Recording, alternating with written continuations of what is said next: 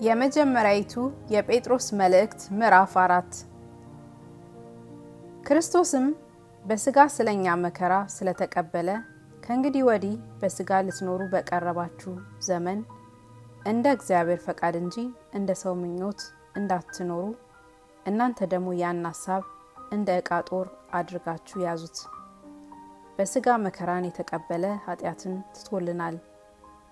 የአሕዛብን ፈቃድ ያደረጋችሁበት በመዳራትና በሥጋ ምኞት በስካርም በዘፈንም ያለ ልክም በመጠጣት ነውርም ባለበት በጣዖት ማምለክ የተመላለሳችሁበት ያለፈው ዘመን ይበቃልና። በዚህም ነገር ወደዚያ መዳራት ብዛት ከእነርሱም ጋር ስለማትሮጡ እየተሳደቡ ይደነቃሉ። ግን እነርሱ በሕያዋንና በሙታን ላይ ሊፈርድ ለተዘጋጀው መልስ ይሰጣሉ።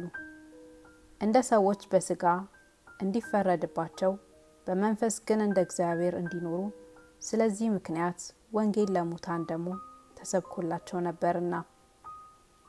ዳሩ ግን የነገር ሁሉ መጨረሻ ቀርቧል።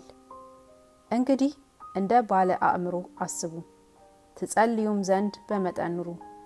ፍቅር የኃጢአትን ብዛት ይሸፍናልና ከሁሉ በፊት እርስ በርሳችሁ አጥብቃችሁ ተዋደዱ። ያለ ማንጎራጎር እርስ በርሳችሁ እንግድነት ተቀባበሉ። ልዩ ልዩን የእግዚአብሔርን ጸጋ ደጋግ መጋቢዎች እንደመሆናችሁ እያንዳንዳችሁ የጸጋን ስጦታ እንደተቀበላችሁ መጠን በዚያው ጸጋ እርስ በርሳችሁ አገልግሉ። ማንም ሰው የሚናገር ቢሆን እንደ እግዚአብሔር ቃል ይናገር። የሚያገለግልም ቢኖር እግዚአብሔር በሚሰጠኝ ኃይል ነው ብሎ ያገልግል። ክብርና ስልጣን እስከ ዘላለም ድረስ ለእርሱ በሚሆነው በኢየሱስ ክርስቶስ በኩል እግዚአብሔር በነገር ሁሉ ይከብር ዘንድ አሜን። ወዳጆች ሆይ በእናንተ መካከል እንደ እሳት ሊፈትናችሁ ስለሚሆነው መከራ ድንቅ ነገር እንደመጣባችሁ አትደነቁ። ነገር ግን ክብሩ ሲገለጥ ደግሞ ሐሴት እያደረጋችሁ ደስ እንዲላችሁ በክርስቶስ መከራ በምትካፈሉበት ልክ ደስ ይበላችሁ።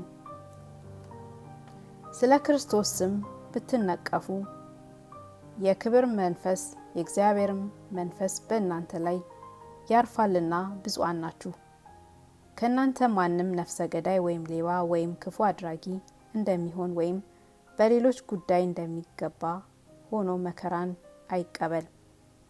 ክርስቲያን እንደሚሆን ግን መከራን ቢቀበል ስለዚህ ስም እግዚአብሔርን ያመስግን እንጂ አይፈር። ፍርድ ከእግዚአብሔር ቤት ተነስቶ የሚጀመርበት ጊዜ ደርሷልና አስቀድሞም በእኛ የሚጀመር ከሆነ ለእግዚአብሔር ወንጌል የማይታዘዙ መጨረሻቸው ምን ይሆን? ጻድቅም በጭንቀት የሚድን ከሆነ አመፀኛውና ኃጢአተኛው ወዴት ይታዩ ዘንድ አለው? ስለዚህ ደግሞ እንደ እግዚአብሔር ፈቃድ መከራን የሚቀበሉ መልካምን እያደረጉ ነፍሳቸውን ለታመነ ፈጣሪ አደራ ይስጡ።